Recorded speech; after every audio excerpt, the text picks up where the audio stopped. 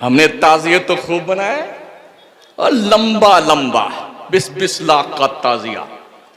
कुछ मौलवी भी पगला गए, कुछ पीर पगला गए हैं, जाके खड़े होते हैं ताजिया के बाद तो बुलुर बुलुर रोते रहे ताजिया को। जाहिल कहीं का क्या होता ताजिया? इमाम हुसैन मर गए माज़अल्लाह, शहीद जिंदा होता, जिंदा। और जिंदों का कोई ताजिया बाजिया नहीं होता। सुन लो कान खोल करके। बंबई में हम मुहर्रम में तकरीर करते हैं, मदनपुरा में 20 साल से अरब मस्जिद के सामने। इस इलाके के बहुत सारे लोग रहते हैं। जब मुहर्रम का महीना आता है तब बेटे छुट्टी लेके आते हैं, क्या ढोल बजाने जा रहे हैं, ताजिया लगाने जा रहे हैं। आंखों देखी बात कर रहा हूं मैं, कोई ऐसी लॉजिक नहीं पेश करता जो बाउंसर जाए। पढ़िए, कुरान का पहला पैगाम आया था ना हजरत ईसा के आसमान पर उठाए जाने के 571 साल के बाद, तो क्वालिफिकेशन का मैसेज था अल्लाह का, इकरा। पढ़िए, जिस कौम के मजहबी किताब का आगाज बहैसियत नुज़ूल क्वालिफिकेशन से, पढ़ाई लिखाई से, साक्षरता से, ज्ञान से शुरू हो रहा है, जिसका आगाज जो हो रहा है वो ज्ञान से हो रहा है, उस कौम का ये हाल है कि वो शेड्यूल कास्ट से भी बहुत नीचे कौम है पढ़ने लिखने के मामले में। 2% हमारी तादाद पढ़ने वालों की है। गुज़िश्ता 15 साल से परसेंट कुछ बढ़ा है पढ़ने लिखने वालों का, लेकिन ये काफी नहीं है, ये काफी नहीं है साथियों। पढ़ाइए अपने बच्चों को, साक्षर बनाइए। हमारे यहां राजस्थान में तो दीवारों पे नारे लिखे जाते हैं, सास बहू एक साथ पढ़ेगी, महिला अनपढ़ नहीं रहेगी, गाय भैंस चराएंगे फिर भी पढ़ने जाएंगे। ये नारे बाज़ाब्ता दीवारों पे लिखे गए। दुनिया के लोग कह लो लोगों, ये तुम नारे दीवारों पे लिखो, हमारे मजहब की शुरुआत किताब की जो हो रही है ना, वो इसी ज्ञान से हो रही है, पढ़ाई लिखाई से शुरू हो रही है। तो हमें सोचने की जरूरत है। अखबार चाटने से कोई फायदा नहीं होगा, कुरान पढ़िए, कुरान। हमारी कौम का अगर किसी होटल का सर्वे करें, अगर 15 आदमी वहां बैठे हुए हैं तो 15 में से 13 मुसलमान होंगे, 13, 2 कोई और होगा, 15 में से 13 मुसलमान। अब बैठे चाय पी पी के होटल पे, और वो लेकर के, इसको क्या कहते हैं, इसको दांत कुचरने वाला, खिलाल शरीफ कुचर। हाँ जी, वो जॉर्ज बुश को ऐसा नहीं करना चाहिए था, वो बिल क्लिंटन को ऐसा। तेरी सुनता कौन है बुद्ध दुनिया? पूरी अखबार जितने हैं ना, जब पूरा मतन पढ़ लेगा, पूरी शरह पढ़ लेगा, बैन सुतूर पढ़ लेगा, हाशिया पढ़ लेगा, तो अब बयान फरमाएगा। ऐसा लगता है बीबीसी लंदन ने ही अपना रिपोर्टर बना के बिठाया चाय की दुकान पे। शऊर घास छीलने का नहीं हमारी कौम के पास में, और डींगे मारते कि हमसे बड़ा कोई समझदार नहीं है। समझ कहां से आती पता तुम्हारे को? और रब से पूछो। मेरा मौला फरमाता है, इन्ना अंज़लनाहु कुरानन अरबिय्यन लअल्लकुम ताक़िलून, बेशक हमने कुरान अरबी में उतारा है इसलिए कि ताकि तुम्हें अकल आ जाए। अकल, ओ बुद्धू लोगों, दुनिया के लोगों, कुरान पढ़ोगे नहीं, समझोगे नहीं, तो चाहे कितने बड़े डॉक्टर बन जाओ, कितने बड़े इंजीनियर बन जाओ, कितने बड़े सियासी जंगली बन जाओ, तुम्हें अकल नहीं आ सकती है। कड़वी कड़वी सुन लीजिए।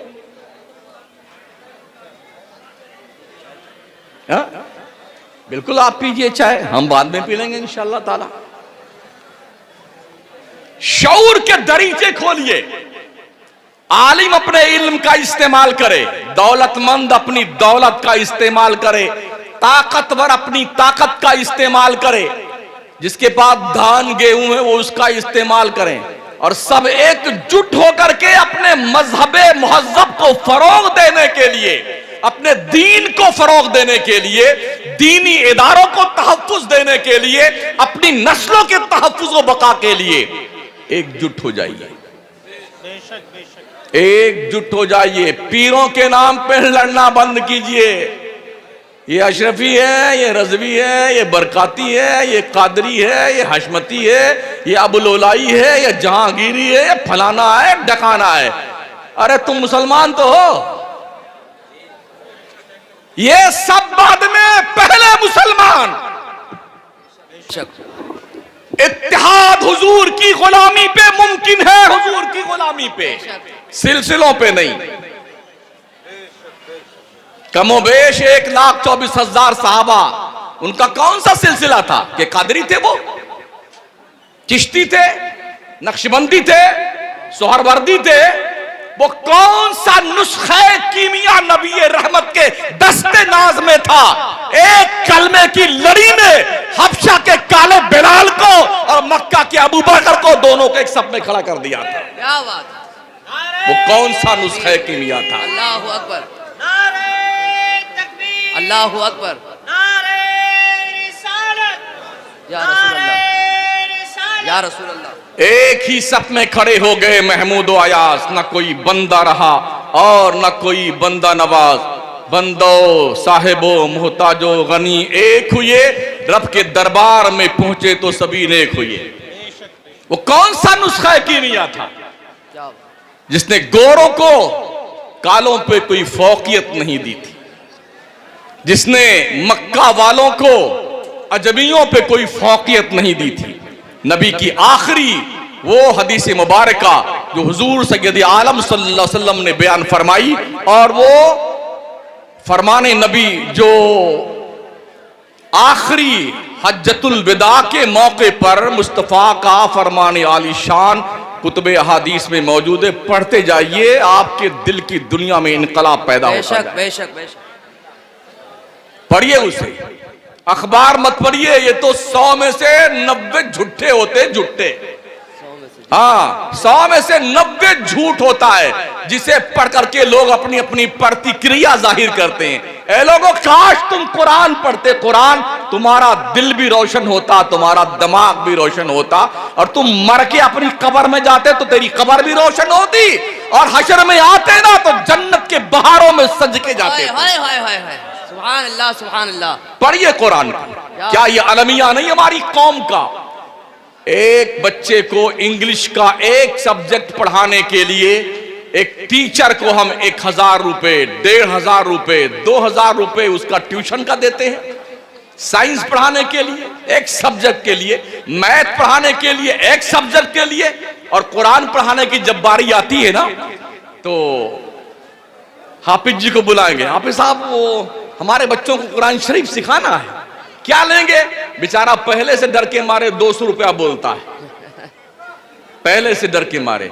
तो फिर क्या बोलता है घर वाला? अरे ज्यादा है ये, 200 रुपए में हमारे 3 बच्चे पढ़ाने होंगे आपको हजरत। बेचारा गरीब आदमी क्या करेगा? जाओ ठीक है, 200 में पढ़ाएंगे भाई साहब। स्कूल का टीचर एक सब्जेक्ट पढ़ाने आता, इंग्लिश का, मैथ का, साइंस का, उसके लिए टेबल, कुर्सी, नाश्ता, फाश्ता, चाय शरीफ, बिस्किट शरीफ सब जलवा फरमा होते हैं। और मौलाना बेचारा पढ़ाने आएगा ना तो शायद जल्दी पानी पूछ लिया जाए तो बड़े मुकद्दर की बात है। क्या ख्याल है आपका? क्या यही खैरुकुम मन तअल्लमल कुरान व अल्लमहु की तफसीर तुमने पेश करी है? तुमने कुरान की तालीम को इतना हल्के में लिया है? कुरान कौमों को हिदायत देने के, आज दुनिया अंतरिक्ष में जा रही जी, साइंस का बड़ा गलगला है। अरे जी, वो आइंस्टाइन कितना बड़ा साइंटिस्ट था, गैलीलियो कितना बड़ा था, और जी वो फलाना कितना बड़ा था। मियां जी, कभी तुमने पढ़ा भी है कि मुसलमानों के साइंस की चौखट के ये सब भिखारी हैं? तुम्हें यह भी पता होना चाहिए कि अल-बैरूनी कौन था, तुम्हें पता होना चाहिए ख्वारिज़मी कौन था, तुम्हें पता होना चाहिए हसनुल बन्ना कौन था, तुम्हें पता होना चाहिए इब्ने सैना कौन था, तुम्हें पता होना चाहिए इमाम राजी कौन था, तुम्हें पता होना चाहिए इमाम गजाली कौन था, तुम्हें मालूम होना चाहिए इमाम अहमद रजा कौन था। नारे तकबीर, नारे रिसालत। जिन्होंने साइंस की आंखों में आंखें डाल करके पूरी साइंस की चिंदी बिखेर कर रख दी है। मदरसों में पढ़ने के लिए एकदम यतीम और गरीब बच्चों को भेजोगे और तवक्को ये रखते हो कि हमारा बच्चा आइंस्टाइन बने, गैलीलियो बन जाए। बुद्धू मियां ख्वाब मत देखा करो, ख्वाब। काश हमने दीन और दुनिया की तालीम का संगम एक जा करने के बाद अपने बच्चों को मनाजिल तय करवाए होते ना, तो आज हमारी कौम में यतीमी का ये दाग नहीं पाया जाता।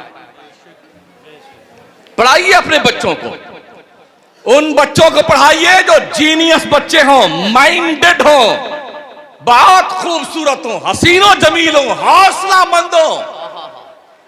हम हिंदुस्तान के मदरसों का सर्वे करते हैं। आज थोड़ा देर में हमारी ट्रेनिंग कमी नहीं, लेट हो गई, कम वक्त नहीं की। हमको आज 3 बजे यहां पहुंच जाना है दोपहर में। हम यहां पर आए हैं लगभग 10 सवा 10 बज गए हैं जनाब रात में। ना हमने मदरसा देखा, ना यहाँ के हालात का जायजा लिया, बस यूं ही बोले जा रहे हैं जो बोल रहा मुझे। अंदाजा इतना जरूर है, जो सूरत ऐन की है वही गैन की है, सिर्फ नुक्ते का फर्क है। क्या बात है, बहुत अच्छा हजरत। हमारे मदरसों का 90% ये हाल है, कहीं की ईंट कहीं का रोड़ा, भानुमती ने कुंभा जोड़ा। दरवाजे लग गए हैं तो खिड़कियां नहीं लगी, खिड़कियां लग गई हैं तो उसमें मच्छरदानी नहीं लगी है। गुसल खाने बन गए हैं तो दरवाजा नहीं लगा है, दरवाजा लग गया तो कुंडी टूटी हुई है। बावर्ची खाने का भी यही हाल है साहब।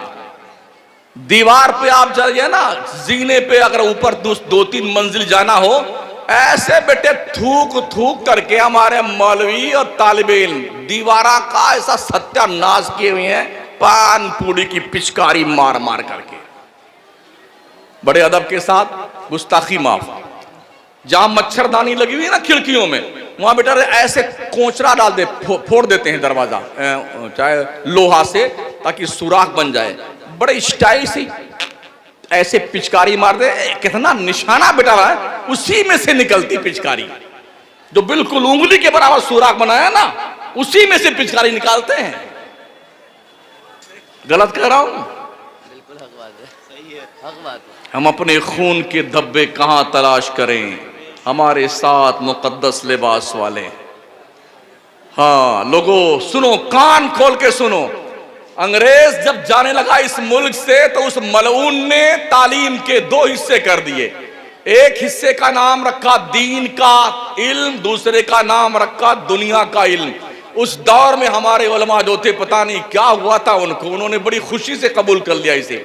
नतीजा ये हुआ, जो मौलाना बना वो दुनिया से जाहिल रह गया, और जो डॉक्टर बना वो दीन से जाहिल रह गया। बिल्कुल। अब कंडीशन ये है, डॉक्टर, लॉयर, इंजीनियर मौलाना को बेवकूफ समझते हैं, सारे मौलाना हाफिजकारी डॉक्टर, इंजीनियर, लॉयर को पागल समझते हैं। सच्चाई है कि दोनों पगला गए हैं, दोनों पगलाए हुए हैं।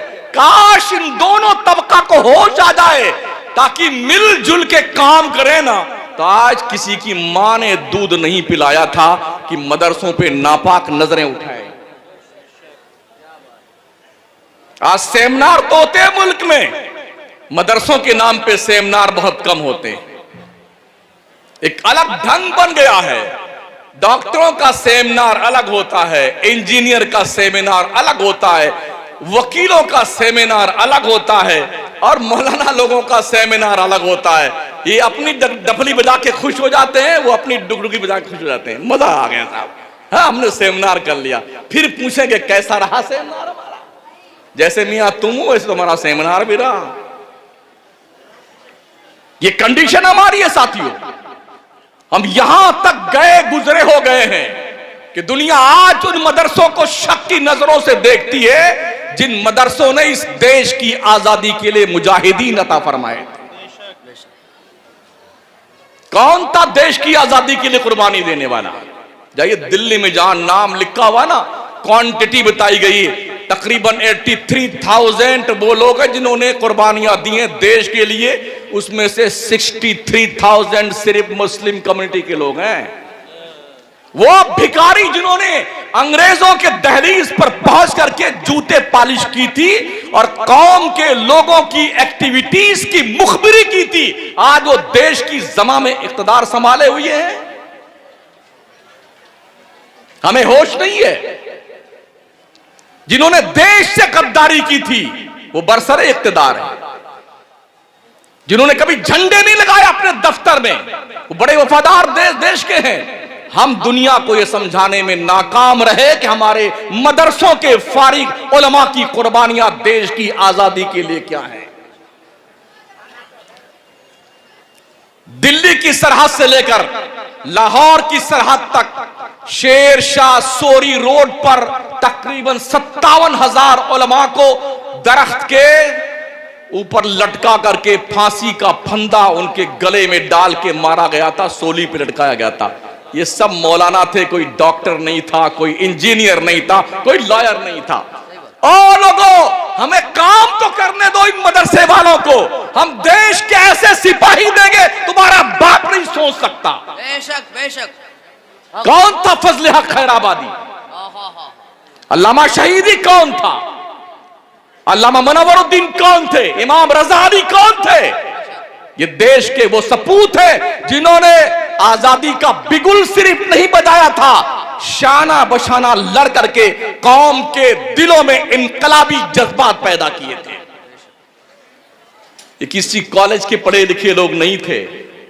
ये मदरसे की चटाई पिटाई पर बैठकर पढ़ने लिखने वाले लोग थे। आओ कभी देखो क्या खाते हैं ये बच्चे। अभी उन्हें एक रिपोर्ट पढ़ी ना मदरसे की, साउथ अफ्रीका में कुछ मुबल्लिगीन गए तबलीग करने के लिए। बच्चों से पूछा, बच्चों तुम लोग गोश्त कितने दिन से नहीं खाए हो? मदरसों के बच्चों ने क्या कहा, हमने 6 महीने से गोश्त नहीं खाया है। और किशनगंज के लोगों, कुर्बो जवार से आए हुए लोगों, जिस कौम के बच्चे जो मदरसे में दीन मुस्तफा की तालीम हासिल करते हैं 6-6 महीने गोश्त नहीं खाते हैं। कभी अपने दिल पे हाथ रखकर तुमने सोचा, तुम्हारी सुबह भी होती है तो गोश्त पे, दोपहर होती है तो गोश्त पे, शाम होती है तो गोश्त पे, चटपटे खाने तुम खाते हो, 3 टाइम ठूस के तोंद में रोटियां तुम डालते हो। कभी तुमने महसूस किया इन मदरसों में पढ़ने वाले बच्चे कैसा खाना खाते हैं? हमने भी पढ़ा है। दाल शरीफ के तपेली शरीफ में ढक्कन उठा के अगर हम गुस्ल फरमा लेते तो पता न चलता हमने पानी से नहाया है कि दाल से नहाया। वो दाल हमें खाने को मिलती। तलबा के पढ़ने के वक्त ही नहीं, कभी खाने के वक्त आके देखो बच्चे कैसे खाते हैं। सही बात। क्या खाते हैं ये बच्चे? तुम्हारे माल में खुदा ने इनका हक रखा है। वफी अमवालिहिम हक्कुम मालूमुल लिस्साइल वल महरूम। और दौलतमंदों, तुम्हारे माल में अल्लाह ने साइलों का, महरूमीन का हक रखा है। शराफत से मदरसों का, गरीबों का, बच्चों का हक निकाल दो शराफत से। सही बात है। सारा बेटे हजम करके ठूस ठूस के हड़प कर जाते हैं, गरीबों का माल खा जाते हैं। थोड़ी दौलत क्या आती है ना, तोंद पे चर्बी चढ़ने लगती है बेटों के। अगर कभी दौलत का नशा सवार हो किशनगंज के लोगों और तोंद पे चर्बी की परत चढ़ने लग जाए, अपने शहर के कब्रिस्तान के चारों तरफ एक चक्कर लगा के आ जाना। क्या बात।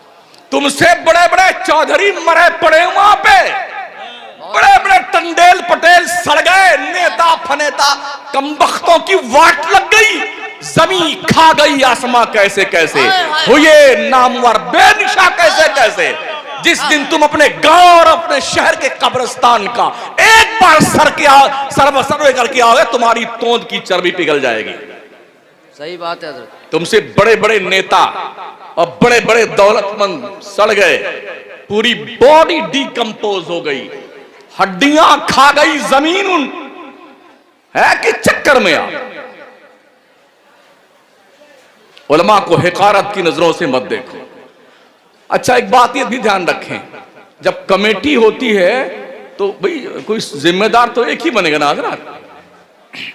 इमाम एक ही होता है मस्जिद में, एक मस्जिद में एक का इमाम होता है ना, 2-4 तो होते नहीं। एक ही होता जो आगे मुसल्ले पे खड़ा होता है। तो लोग क्या चाहते हैं? नहीं नहीं, जो नाजिम साहब करेंगे वो हम करेंगे, वो क्यों आगे आए, हम आगे आएंगे। तो मुसल्ले पे इमाम तो भाई साहब एक ही होता है। दो चार अगर लाइन में खड़े जाएं इमामत के लिए ना, तो पटकी पटका हो जाएगा। इसलिए नाजिम को अपना काम करने दो। तुम्हें पता नहीं है इस उधेड़ बुन में कैसे चल करके इन मदरसों को चलाया जाता है, एक मौलवी ही जानता है। पर मौलवी की भी जिम्मेदारी बनती बड़ी ईमानदारी के साथ, बहुत दयानतदारी के साथ, अल्लाह से डरते हुए हिसाब किताब का भुगतान किया करो, वरना ना मौलवी बख्शा जाएगा ना सखावत करने वाला सठियाया हुआ सेठ महबूब, दोनों कूटे जाएंगे बेटे, दोनों कूटे जाएंगे।